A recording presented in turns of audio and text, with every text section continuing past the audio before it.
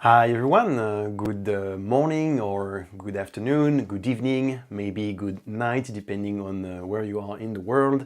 I think if you are in the US or generally speaking in Americas, it's probably going to be the morning or soon lunchtime for you. And if you are in Europe, it's almost evening dinner time, or as we say in French, l'heure de l'apéro. And if you are more to the east, I don't know, India, Asia, etc., it's probably late at night. And if you're deciding to join us anyway, then thank you. So I'm Jerome Petezzani, and I'm here to talk about running databases on Kubernetes.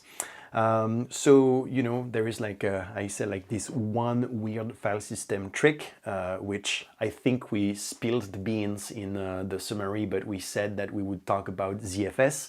But ZFS is only one part of the story here. And so the story is about, okay, let me try to see if I can go to my next slide somehow. Yes, okay, yeah. I was supposed to introduce myself first, how impolite. I'm Jerome Petezzani. I worked 7 years at Docker, which is way too long, especially because it was from the very early time.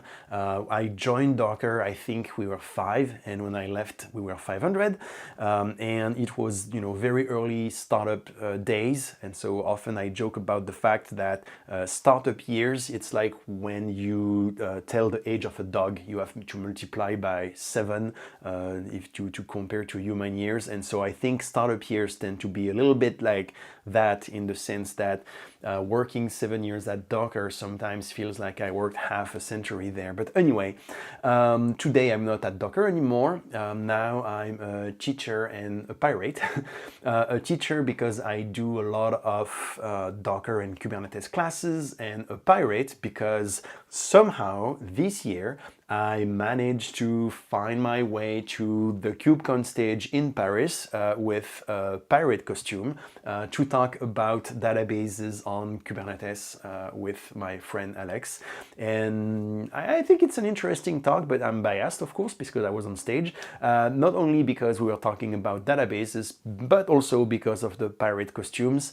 I think it's pretty rare to be able to do a serious talk, but also have some costumes, makeup, etc. So anyway, this is a little bit a continuation of that talk in a way, because in that talk we were reviewing a lot of different database operators for Kubernetes.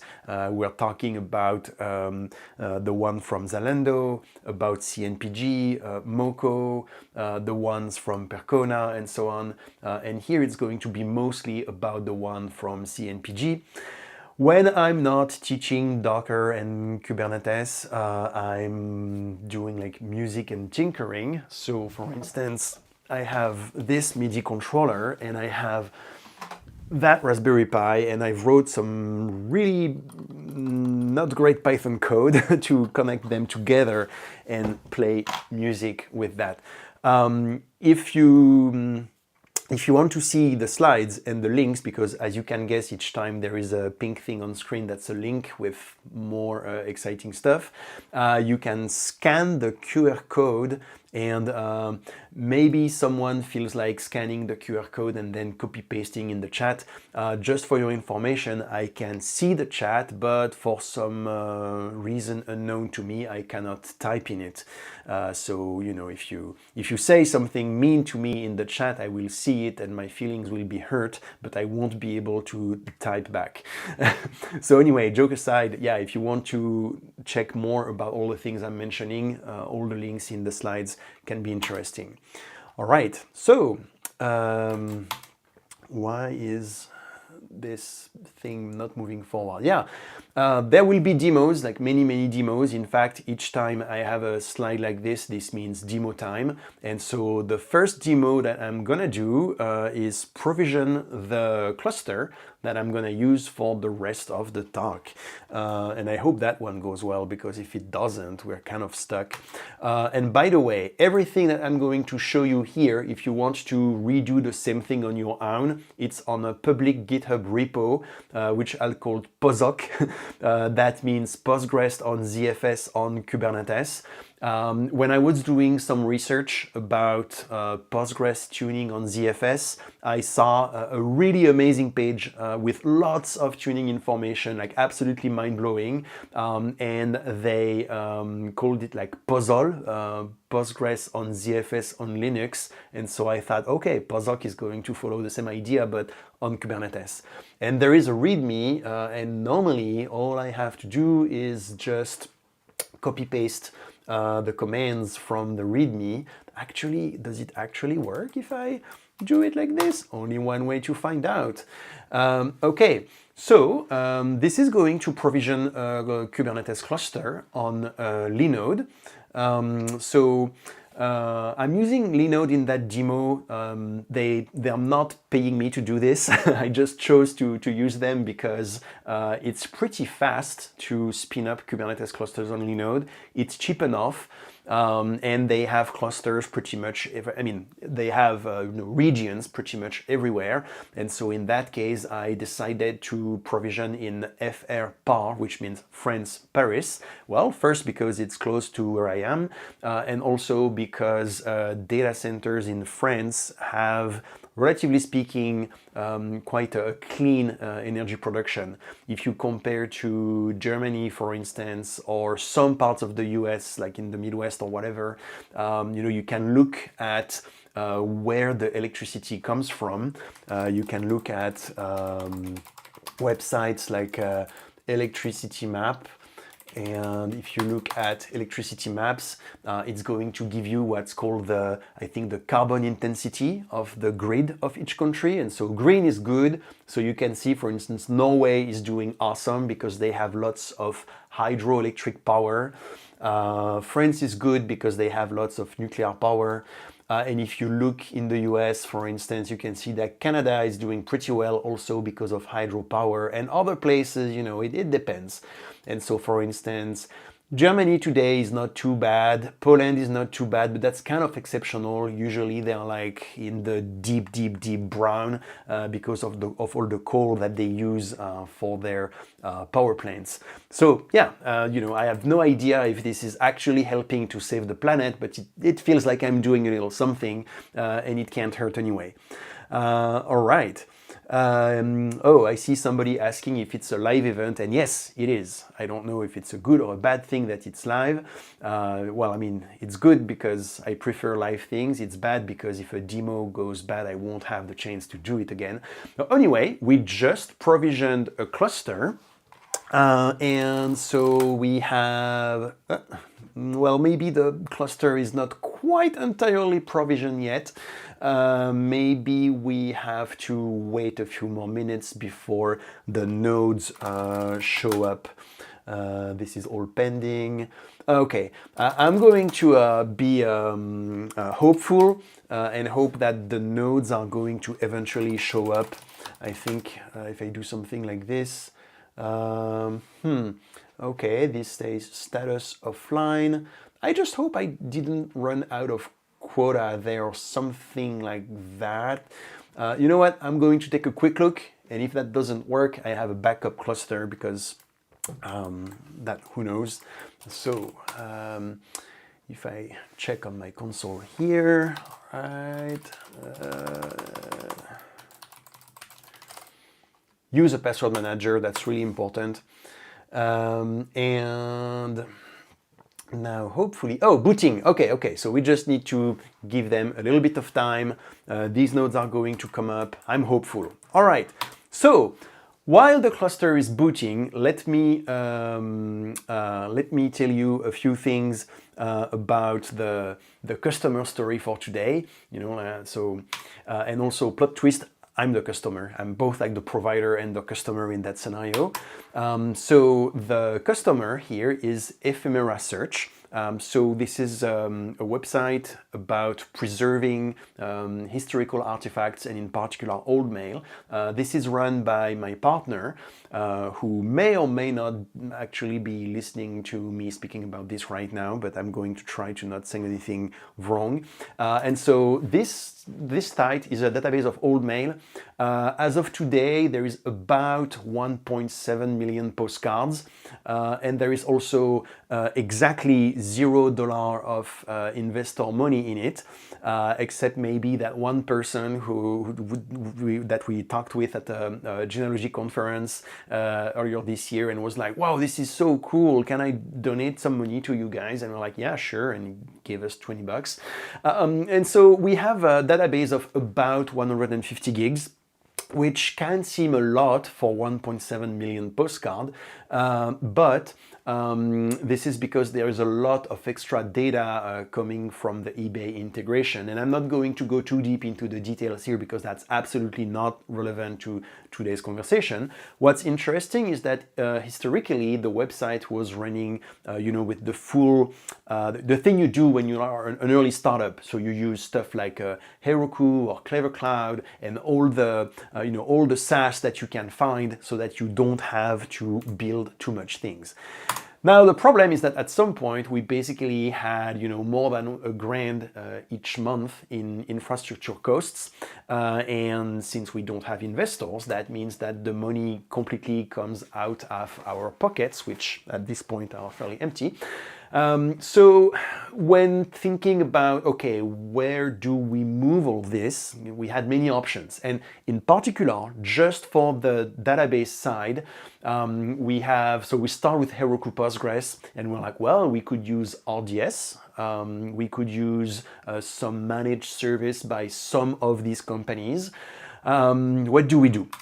And I'm sure that many of you are professionals working in many companies where very often we talk about build versus buy. Am I going to build this thing from scratch, like spend hours and days, etc., to build my own solution, or am I just going to buy something from a vendor, throw money at the problem, and that's it?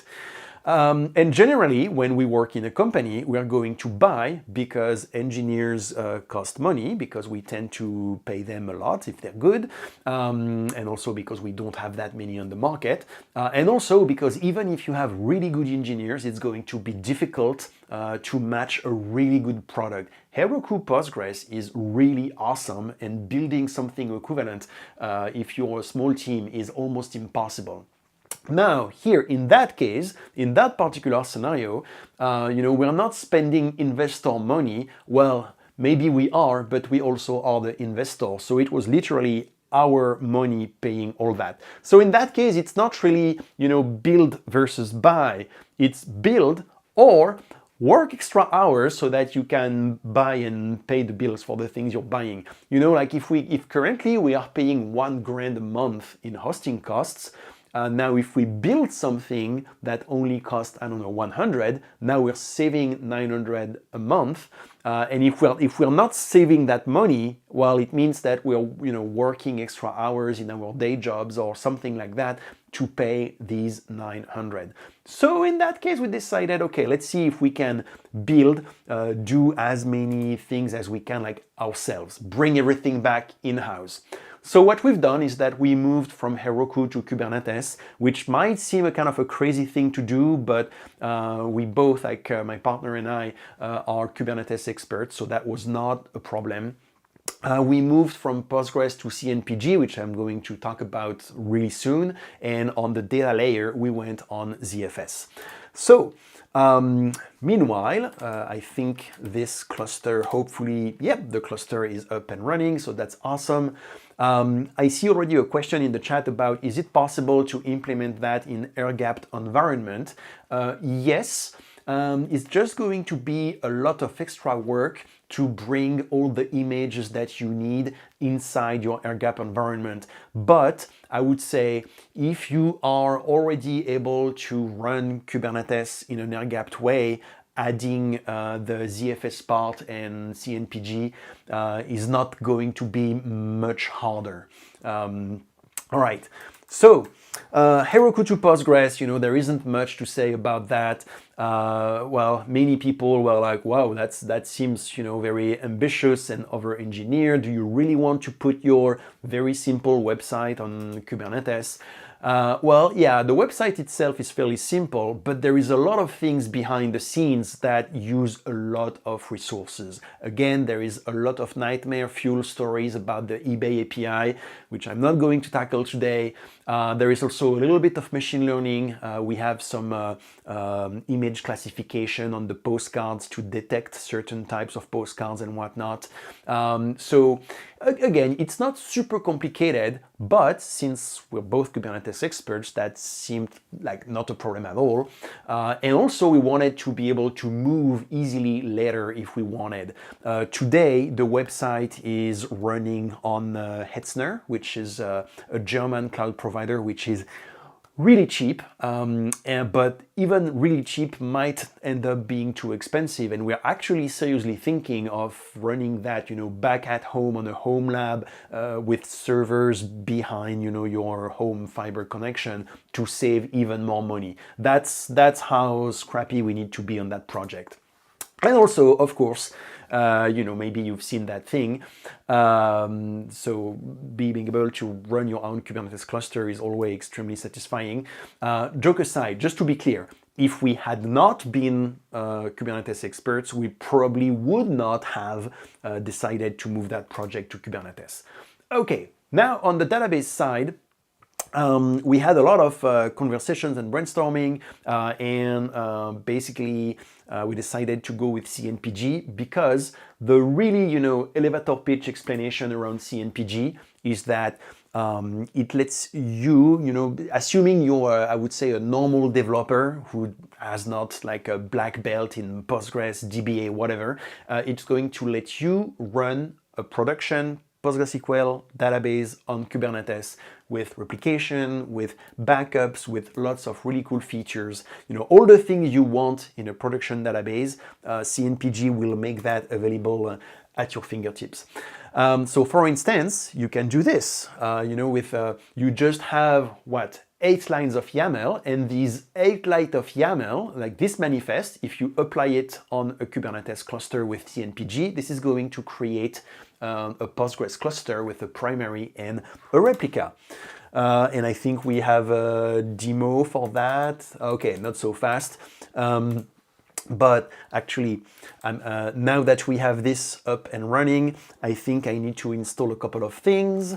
So I need to okay, install ZFS PV, copy,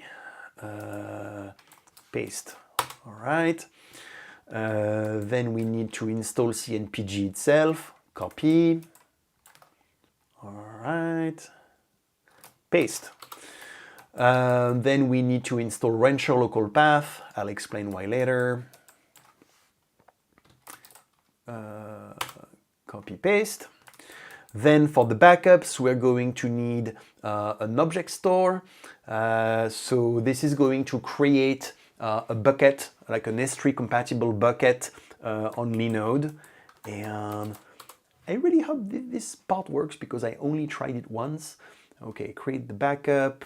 And normally this is going to create a key.da-da-da.json. Yeah, okay, perfect. Great. What else do we need? Now create some databases. Yes, okay, so we're getting there. Yeah, so we can literally create the database by doing, so kubectl apply -f, let me show you like cluster minimal. See exactly the YAML we had on the slide. I'm going to kubectl apply this. And now I'm going to do watch kubectl clusters and pods. Get, better. Okay, so you can see on top I have the cluster object. So that's basically there we go. You see it says setting up primary. So this is the CRD, the custom resource managed by CNPG. Now it is running a first pod to initialize the database. That's done. So now we're going to see the primary, minimal one. So that's the primary. Once the primary will be up, it's going to set up the secondary, well, the replica. There we go. So I think when we see, I'm always getting worried when I see pending because I'm like, oh, wait, oh, there we go. I think it was waiting for the volume to be provisioned.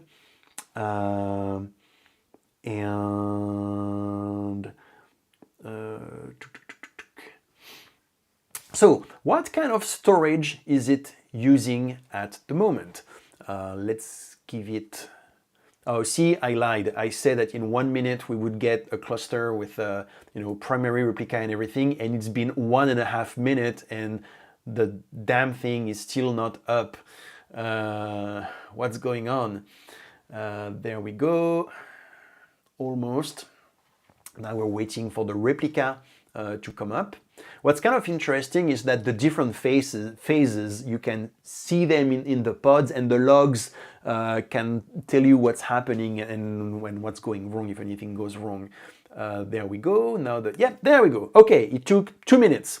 In 2 minutes, we have a cluster, and now we can do stuff like, okay, you know what? I'm going to fire up Tmux so I can have multiple things at the same time. So there is a kubectl CNPG plugin, and I can do stuff like, let's see, CNPG, kubectl CNPG psql minimal. That means, whoops, right, sorry, that's because I need to set my kubeconfig, okay. Like I said, CNPG psql minimal. This is, it give me just like the psql shell because I want to do some things on my database, like I want to create a table, hello, is it like that or the other way around? Text. Okay, ooh, I just created a table. Look at me, I'm a DBA now. That's really convenient because often when you have a database somewhere, you need to go and fetch the credentials. Here, what's happening is that CNPG has created secrets with, okay, I'm sorry, okay, Tmux is messing up with my colors. I do apologize for that. So it's creating secrets, and minimal app contains all the connection information for the database. And so instead of having to get that connection information and pass the arguments, etc., the plugin makes that super easy for us. All right. CNPG kind of follows CRD best practices. What that means in concrete terms is that you can use stuff like kubectl wait to wait for the cluster to come up, so that if you're scripting something, it's going to be really easy to wait until the cluster has been provisioned. These are my top 4 CNPG commands. So, do a one-shot backup, promote to do a failover or a switchover, psql, and status. Status is going to give you a bajillion informations about the cluster state. And these are, if you're not used to Postgres, this is probably not going to tell you much, but you can see the replication log status. You can see the certificates and when they're going to expire. Like, again, if you haven't been running Postgres in production at this point, you might be like, hey, what is this really interesting? But I promise that if you have been operating Postgres, this is gold. All right, cool. That's the demo. Cool, we've done that. Now, CNPG can do some really cool stuff. Oh, and before I move there, I saw there was a couple of questions. So first, for storage, here, Right now, I'm using the default storage on Linode, and you know what, that color is really not great. Is it? Yeah, okay, I don't know why when I run Tmux the color is all messed up, so I'm not going to use Tmux. Okay, so right now, by default, we are using the Linode block storage, and that's Linode's equivalent of EBS. So, you know, it's a cloud-based storage. That's kind of the default when you have a managed cluster. It's durable in the sense that if a node blows up, then you don't lose that storage, so that's cool. But as we're going to see in a moment, it's also not very fast. Okay, so yeah, another example of something really cool that we can do, and actually maybe I'm going to start Tmux again. Okay, export kubeconfig equal. So on top, I'm going to watch, let's show me the nodes, show me the clusters, show me the pods. Sorry. So imagine that we want to do a maintenance on the node that is supporting the primary. So what's the primary here? It's minimal1, and I can see that by doing cnpg status minimal. It's going to tell me, yep, minimal1 is primary. Now I'm like, okay, minimal1 is on that particular node. And when you do a maintenance, you typically do a kubectl drain on a node. And when I do that, so it's going to give me like a few warnings. So basically I need to say, yes, override this, override that. And you can see that CNPG is automatically doing a switchover. So basically, it detected that I want to do a maintenance on that node. It detected that that node has a primary, so it's doing a switchover to the secondary. So now minimal2 is going to be the new primary, and now it's going to bring up a new replica. It's going to bring back minimal1 on another node. And it's doing that automatically. How is it doing it? This is an example of how the different pieces of Kubernetes kind of nicely fit together, sometimes almost magically. When you do a drain on a node, first it's going to do a cordon on that node. See the status scheduling disable? This is because I'm going to drain the node, I'm going to remove everything running on it. So the first thing is to prevent new stuff from coming up.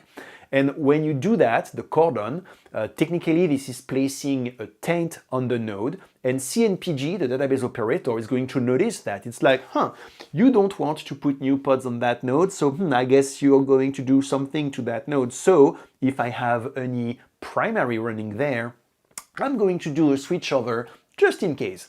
And then when I run the drain, it's not super clear here, but CNPG is also using a feature called a PDB, a pod disruption budget. And the PDB, I'm going to simplify a little bit here, but the PDB is here to say, hey, don't move that pod here because that's the primary. And so when I do my drain, you can see here it's like evicting.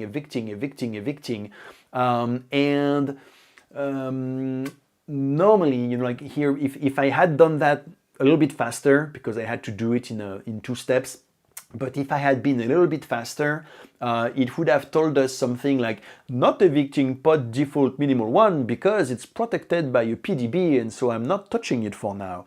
And it would have gone on like evicting the other ones, and then it would have tried again. And once the switchover is complete, then it's like, okay, then after the switchover is complete, the PDB is removed, and then the eviction can proceed, and minimal1 can be removed from the node. Small detail, but that means that when you have a Kubernetes clusters with, I don't know, 50 databases, and you want to do a maintenance on a node, you don't have to go and coordinate with the 50 apps using the databases. You can literally just like drain that node and watch the switchovers happen, and be assured that nothing horrible is going to happen to the application. So that's really sweet. Well, small impact. The applications are going to get, a connection reset from the database, so they will have to reconnect. And if that's a problem for your app, there is something called the connection pooler that you can use. But again, that's not really the topic for today. So during the switchover itself is really quick. It's really fast. In my experience, it's barely a few seconds. So yes, during a few seconds, you can't write to the database because basically, if I remember correctly, the primary is going to be put in, I think it's called recovery mode, so it's not going to accept new writes. Then the secondary, so CNPG makes sure that the secondary catches up with the primary in terms of the replication log, and then it promotes the secondary, and then it updates the service endpoints. And at this point, basically what happens is that the applications get disconnected, and when they reconnect to the new primary, the promoted secondary. All right. Okay. Oh, excellent question. Are we production ready with this? No, but I'm going to show you a little bit later something that's going to be more production ready. Yeah, that's the demo that I did. Cool. Now let's add, excuse me, let's add ZFS to the mix. So ZFS is the file system, it's not exactly from outer space because it's from Solaris. I don't know if there are people here who, like me, are old enough to know about Solaris. This was a really cool Unix kernel, and there are many really cool things in Solaris. For instance, they had something that looked a lot like containers, and that was already 15, 20 years ago, something like that. But they had one thing that was absolutely super cool, the ZFS file system. That file system supports almost everything that you could think of. It has RED 0, 1, 5, 10. It even had something called RED Z, which was specific to them. What it does a more smarter way of moving, copying parity information around. It has encryption, compression, deduplication, copy and write. You can take snapshots. You can do thin provisioning. You can send the snapshots over a pipe, so that could be an SSH connection or anything pipe-like.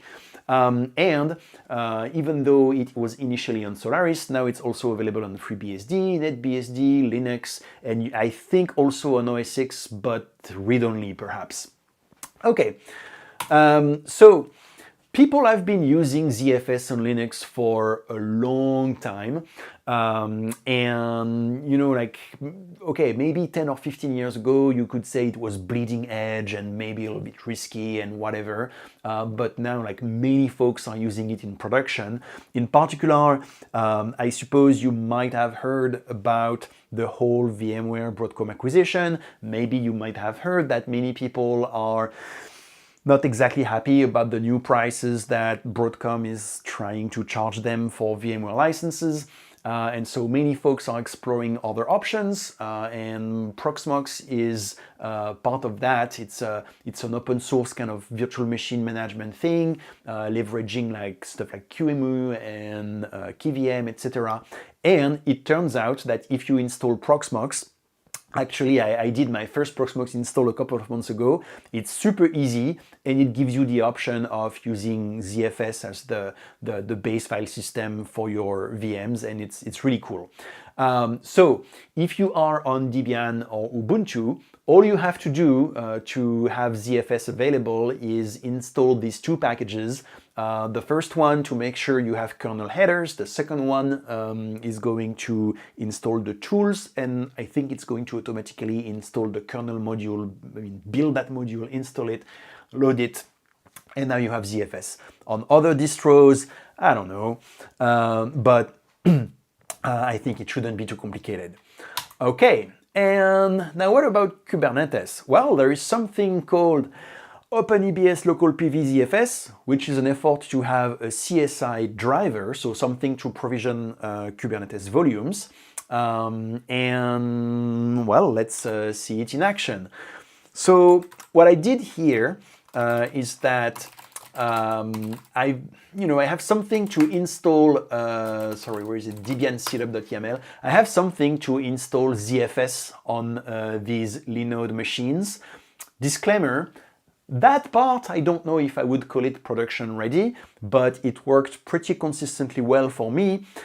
Just to give you an idea of what we're doing, this is a daemon set with an init container that's going to mount the node file system.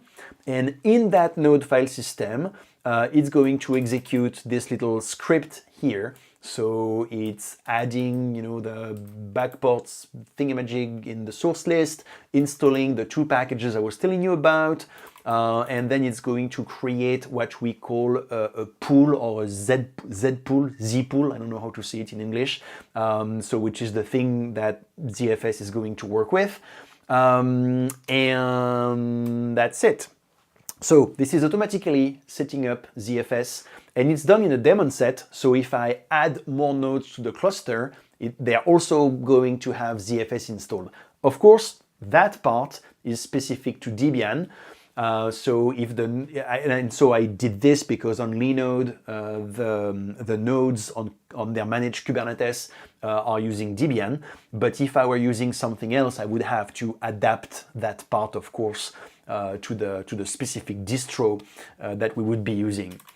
Okay, so now if I look at my storage classes, we can see that we have, two cloud block storage, so equivalent of EBS. We have ZFS, and I created 3 slightly different storage classes with different tuning parameters, because if we have the time, we're going to do some benchmarks. And I also use the local path, the Rancher local path provisioner. This is a provisioner that just uses local disks, nothing fancy. If you ask a volume to that one, it's just going to mkdir in some directory on the node. So very simple, very basic, but it's going to give us some point of comparison. All right. So let's try to compare the performances. So I'm going to do benchmark storage class, and we are going to start with benchmark storage class, Linode block storage. All right, so what this does is that it's creating a cluster using CNPG. So now it's waiting for the cluster to come up. Yeah, of course, with that particular storage class, it's going to take a couple of minutes. I'm kind of thinking out loud, do I want to run multiple benchmarks in parallel so that it's faster? Well, it would be faster, but it would kind of mess up the results of the benchmark, of course. So I'm going to give it a minute. I just want to get some baseline, and I'm setting myself a kind of a timeout, like if within like 2-3 minutes that one hasn't started, then I'm just going to move to the next one. So meanwhile, I can go over some questions actually. All right, so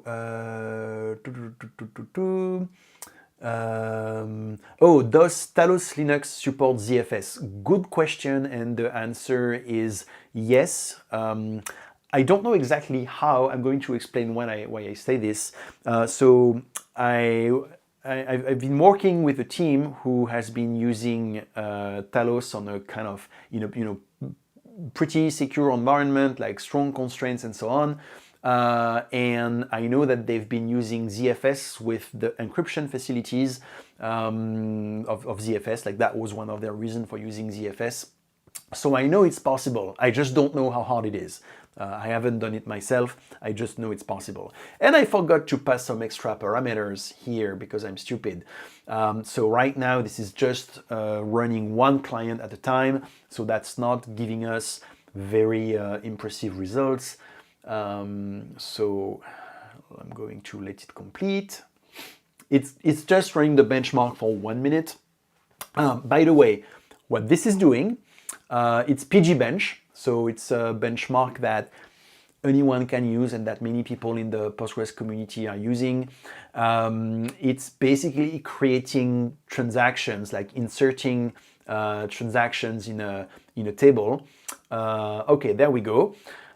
So now I want to run it again, but I want a scale of 100 and I want 10 concurrent clients. So scale of 100 means that instead of creating, I don't remember if it's maybe 10,000, how to say, account, it's going to create 1 million accounts. I don't remember the exact numbers, if it's like 10,000 or 10,000. But anyway, it means create 100 times more accounts.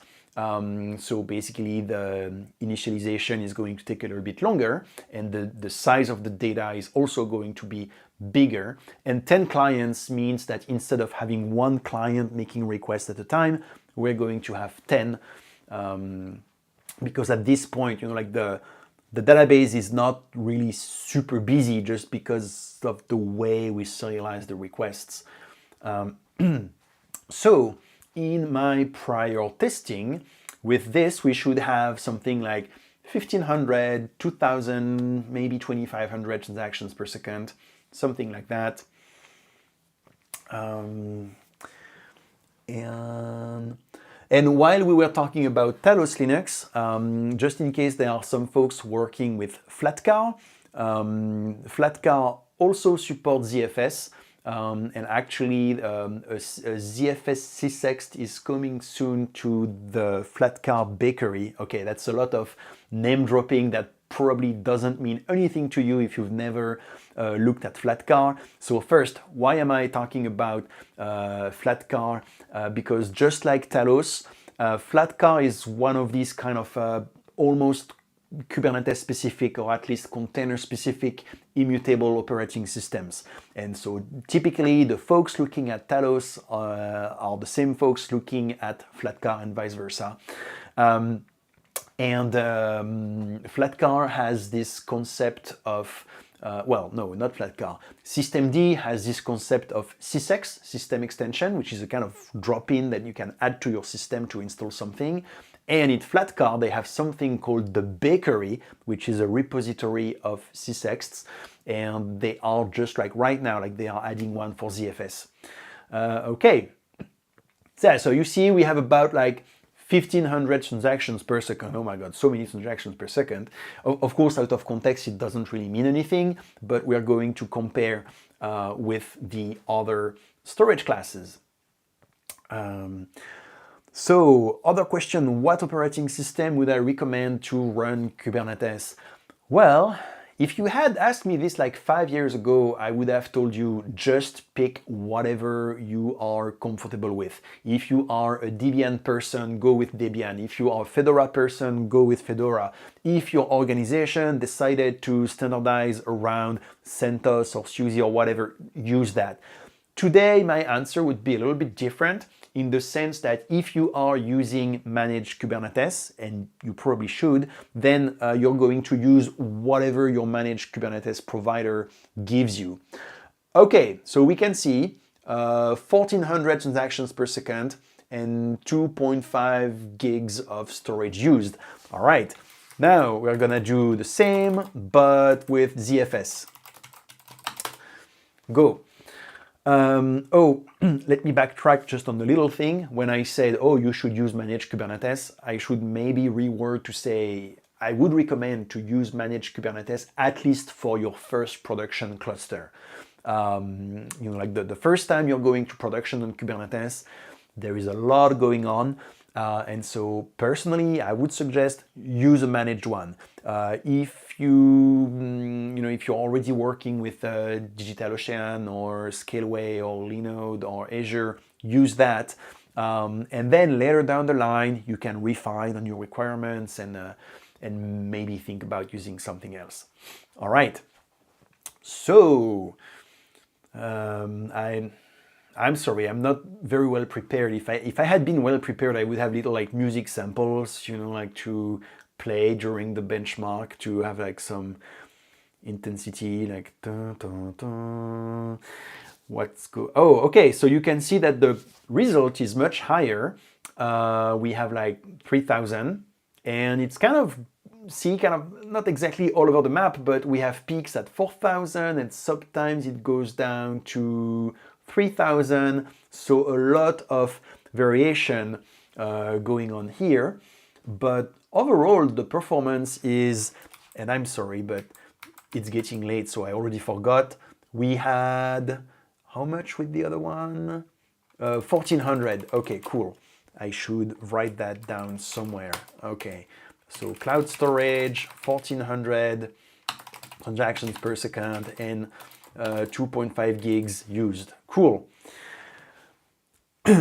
Now there is the interesting bit is that here I used ZFS compression. So look, we have 3,400 transactions per second. Okay, that's cool. So ZFS, okay.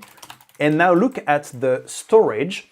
We still have 2.5, actually 2.6 gigs used, but the actual usage is only 400 megs because, or thanks to, ZFS compression.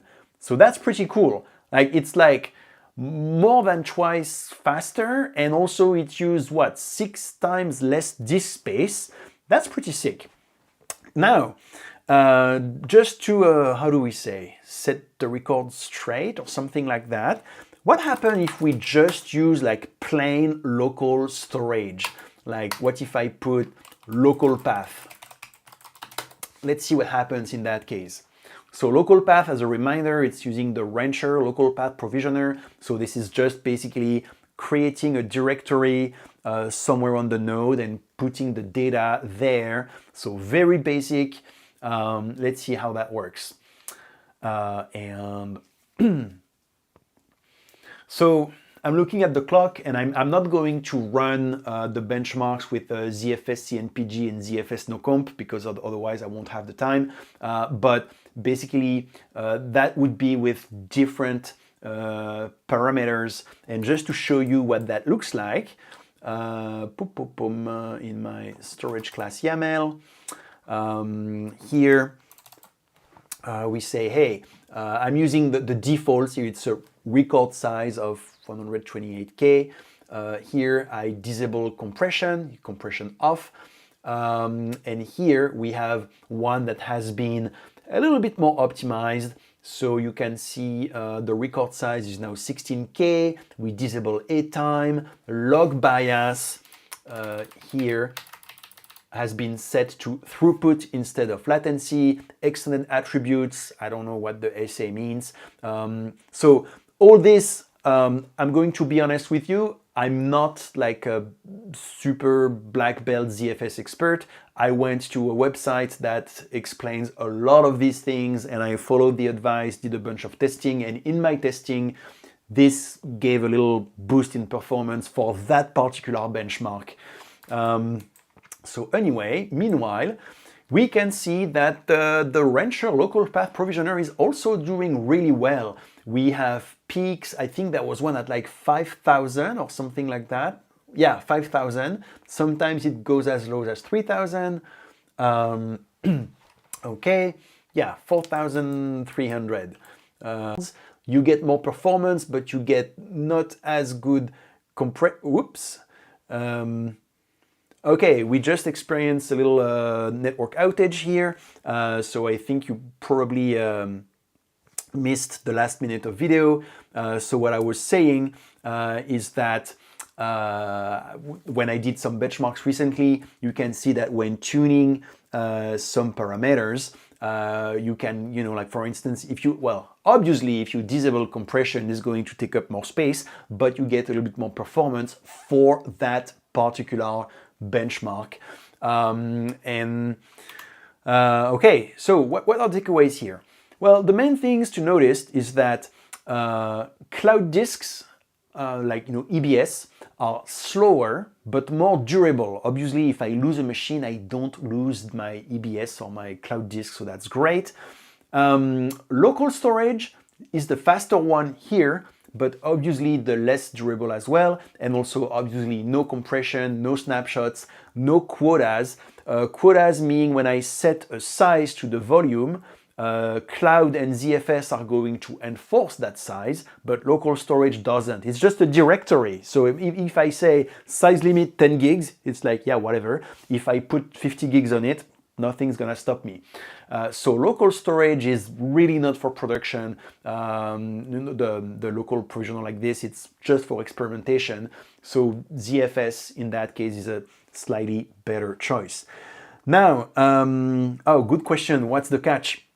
Well, it is indeed using a little bit more CPU, but it remains reasonable because it's using the LZ4 algorithm, which, I mean, it's not the best algorithm in terms of compression ratio, but it's very efficient in terms of CPU. If you look around, you're going to see that many, databases and things like that use LZ4 for that. Okay. Now, you also might ask, hey, so you were kind of selling us, the fastest and nicest file system, but the simple kind of dumb local storage is faster than ZFS, like what up? Well, of course, when you add all these layers of features and complexity, there is an additional cost. The code path to go read and write the data is a little bit longer. However, ZFS is very tunable. And my recommendation, if you go to production with it, if you really want to squeeze every single last bit of performance, then you can run benchmarks with different parameters and find the right parameters for your particular work case.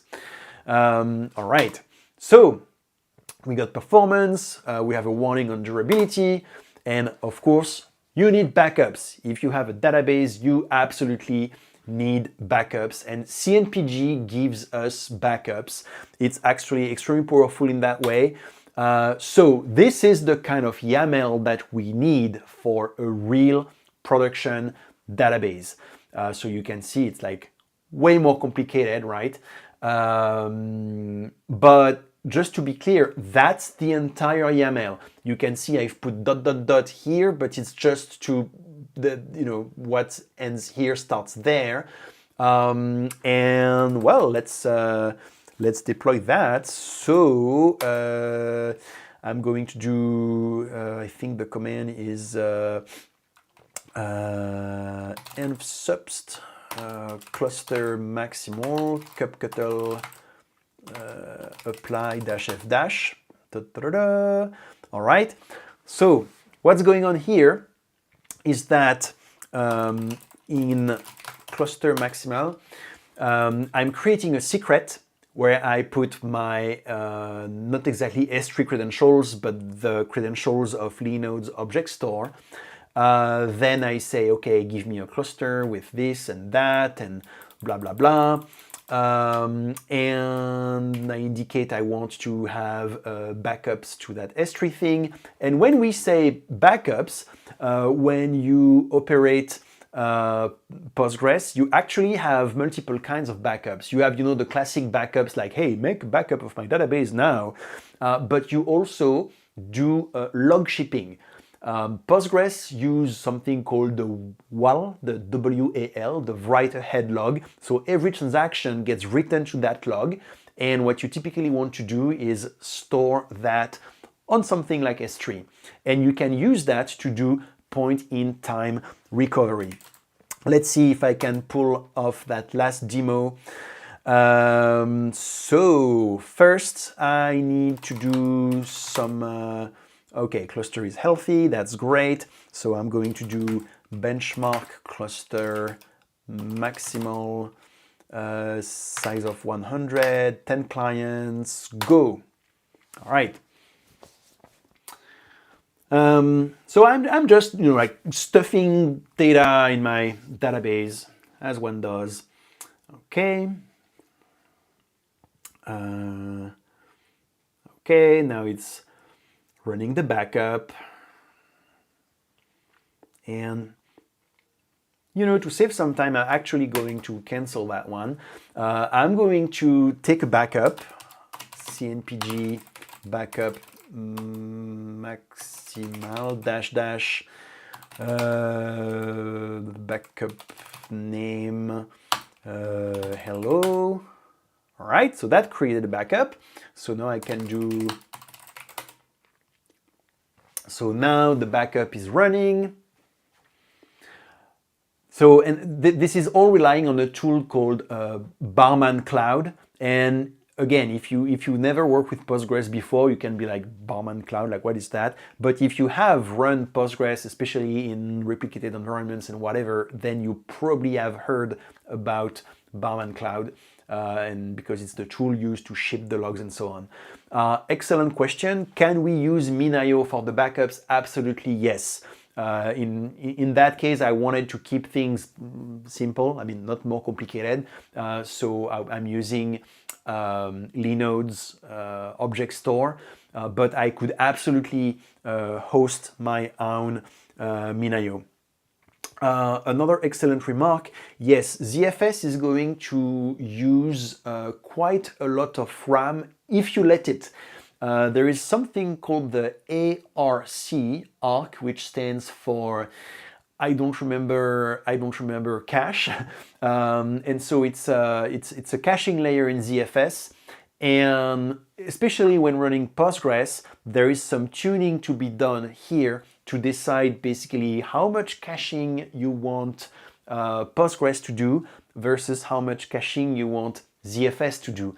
And just to give you some interesting tidbits while the backup is running, something interesting with that arc is that it can be compressed. So, you know, like the cache of things that have been read from disk, this can be compressed in memory. So it's a trade-off, save memory, but use more CPU when you access it. And of course, you can tune all these things to say, well, no, look, my CPU is really weak on these machines, or CPUs are really busy, but I have tons of RAM, so don't compress that cache. You can absolutely do that. Okay, and that is taking way longer than I wanted, so that kind of annoys me. Okay, fine. In that case, I might, let's see. So I think there is a, oh wait. I'm a little bit confused because I thought that, no, starting backup, okay. So it still hasn't, I'm a little bit worried because I see destination path like this. Edit cluster maximal. Oh, okay, so no, okay, completely my bad. I messed up with my environment variable substitution, so I'm not going able to do that demo. You see here destination path and endpoint URL. My script was supposed to put the correct values here and I messed up, so that's not gonna work. So I'm going to delete that backup hello, and instead I'm gonna go for a different kind of backup. So I'm going to use dash method volume snapshot, and all right, and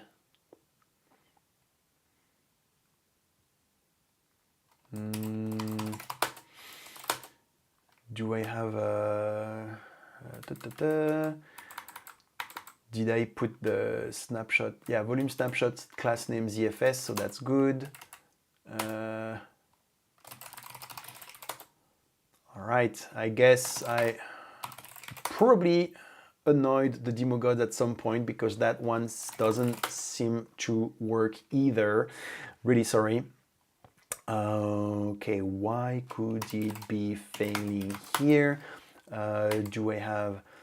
Okay, so no, I don't have my bucket name and S3 endpoint, so that's why this part doesn't work, but the snapshot part though should still work.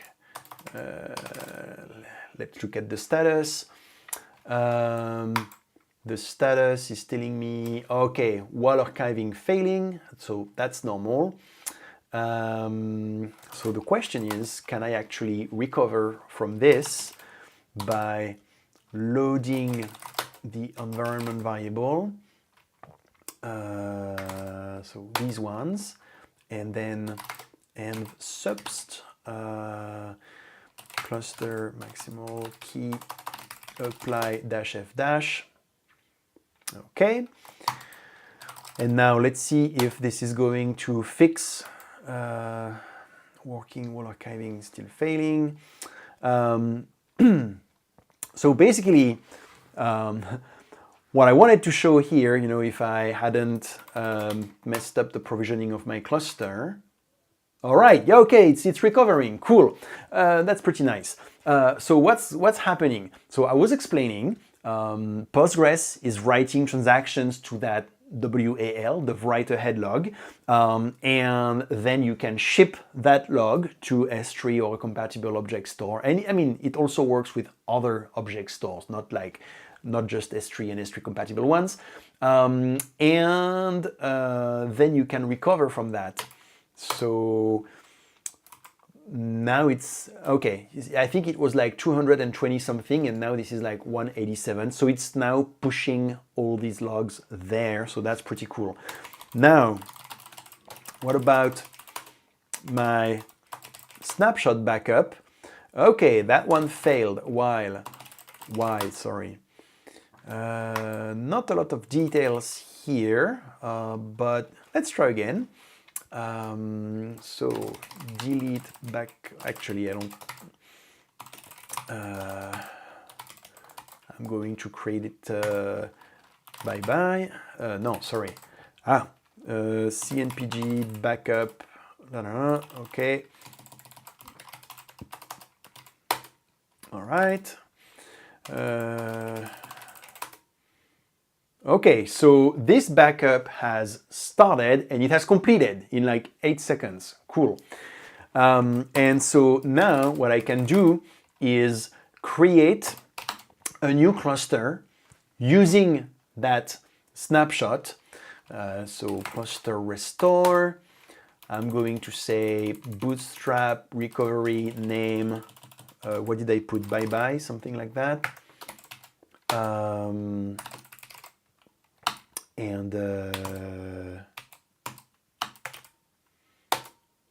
Okay, and normally that should be really fast. Okay, actually I could do a watch kubectl get cluster pods. Okay, that's it. In what, 14 seconds, the restore is up. Now let's see that there is actually data in there. So I'm going to do cnpg psql restore, and now select count star from pgbench history. So I get 274,000 transactions, and that should match whatever we had, pages and pages and pages above, like that thing here. And of course I did Control-C like an idiot, so we don't know exactly how many lines were inserted here. Okay, well, I do apologize for the little bit like messy aspect of that last demo, but there were two things I wanted to show you. The first one is point-in-time recovery. So what I was supposed to do is put a bunch of data in the database, then look at the timestamp, and then wipe the data, put some other data, and then you do a point-in-time recovery by basically here putting a recovery target. You say, I want to recover the database at that exact timestamp. And it's going to start from the previous backup, and then it's going to play that while that write ahead log I was telling you about until that timestamp. So that's extremely cool, because if you're like, well, at 7 p.m. and 3 minutes, I dropped the production table, then you can be like, okay, just restore the database to whatever it was at 7 p.m. and 2 minutes, like 1 minute before I did the fateful drop table, and that will do it. And then the other demo, the one I just did, is the one on snapshots, where this is relying on ZFS snapshots to create a copy of the database like really fast. And of course here I didn't have the time to put like tons and tons of data in the database, but we did that for ephemera search with a 150 gigs database. And honestly, at first I thought it didn't work, because in 10 seconds the backup was complete, and in like 20-30 seconds the copy was up, and I was like, no, you're kidding me. There is no way that it took 30 seconds to create a full working copy of the database. But yeah, no, that's thanks to snapshots. That's what it did. So that's extremely cool. All right, so snapshots. So to wrap up, are we happy about it? Yes, we've been using that in production since May now, something like that. And if we look at disk usage, I checked like just before the presentation, for our data, like for our 1.7 million postcards, the database is like 150 gigs, but it only uses 70 gigs on disk. So, it's not bad. It's kind of giving us twice more storage for the same price, so that's good.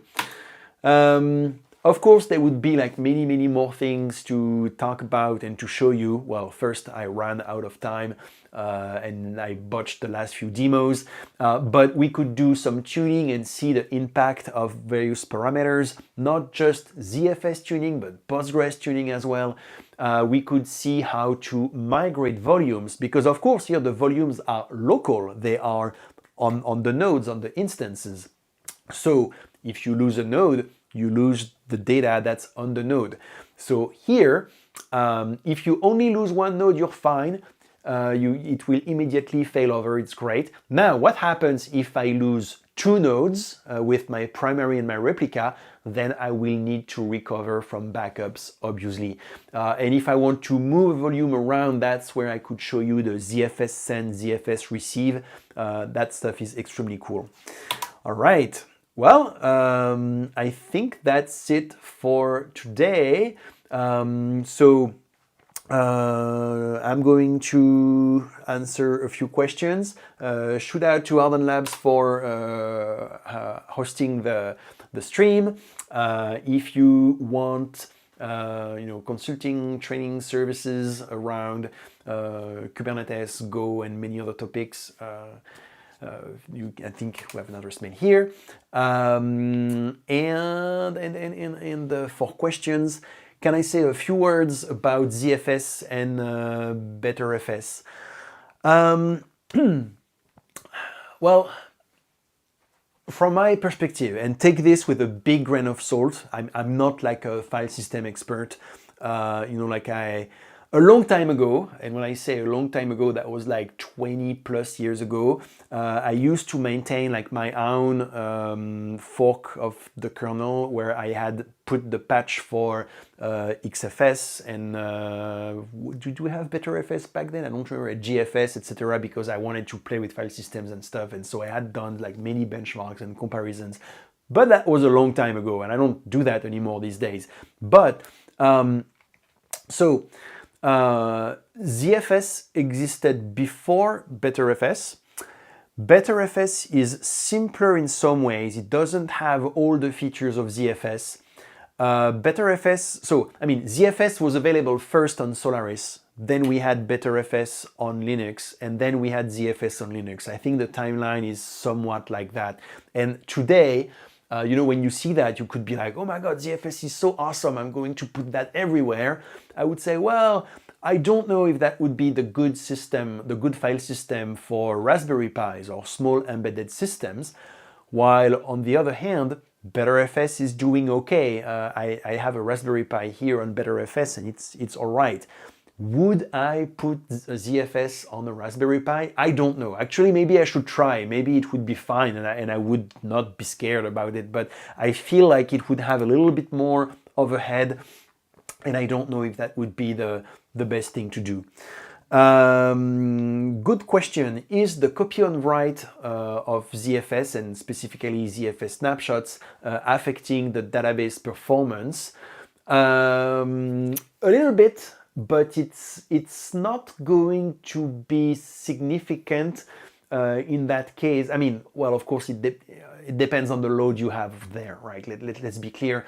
If you have a lot of load on both, you know, the original and the snapshot, actually, yeah, you know, that's the kind of thing where you should do benchmarks. ZFS is really well designed in that regard, so I wouldn't be surprised if the impact were minimal. Well, one thing to keep in mind, and I don't know if that was clear from the demo, but when you do a snapshot with ZFS, the original and the snapshot are on the same machine, and so they're using the same disk. And so, of course, if you are putting some hardcore load on the original and on the snapshot, they will have to kind of share the IOs between them. So, of course, the individual performance will be lower, but I think the aggregate performance should be pretty much the same. Okay, and did I miss some questions or anything? Oh, migration of Postgres using ZFS in production. Well, I'm not sure exactly what you have behind that question, but for your information, what we did here is that we successfully migrated from Heroku Postgres to Postgres running on CNPG, running on ZFS, with a short detour by, I think it was Postgres running on plain EBS on AWS on EKS, but the migration was fine. CNPG has tons of really cool features to do migrations, and I think in the latest versions you can even have like primary and replica in different clusters. So extremely cool project, and it's open source, and the folks behind it are some people. So yeah, that's about it. Oh right, what's the process to extend the disk size for ZFS? Excellent question. I don't remember. Sorry. I remember that we did it at some point because we had to. I think you need to put a flag in the storage class to say, yeah, allow volume expansion, so first thing. And I think then that's pretty much it. You do that, which basically is going to kind of unlock the feature, and that, yeah, that's pretty much it, because the way this works is that you don't really have a virtual block device like you would have on a VM or something like that. It's more like a subset of the file system, and actually, and maybe that's going to be the very, very, very last thing I do. If I go to that particular node, how am I going to find it? I want to go to ZFS system. So the one finishing with FN many zeros, it's FN, that guy, Debian setup. Okay, I'm going to exec in that one. Whoops, that didn't work, sh, and then I can root slash, whoops. Okay, I didn't, oh right, no, okay. Dash C debug, there we go. And now I can do root hostfs. And so here I can use the ZFS toolkit to check, like, okay, what do we have here? And I can see, of course, it's not very explicit here, like which one is which, but if I compare to my kubectl get PV, kubectl get PVC, these IDs are gonna match, and I can see, you know, which one is using how much storage, and so on and so on. All right, well, that's it for today. Thanks everyone for joining. And so if you're on the West Coast, I suppose it's going to be, well, not quite lunchtime yet, maybe coffee break. If you're on the East Coast, it's definitely past lunchtime. And if you are in Europe, enjoy your dinner or equivalent. And if you are anywhere else and in the middle of the night, then enjoy your sleep. Thank you.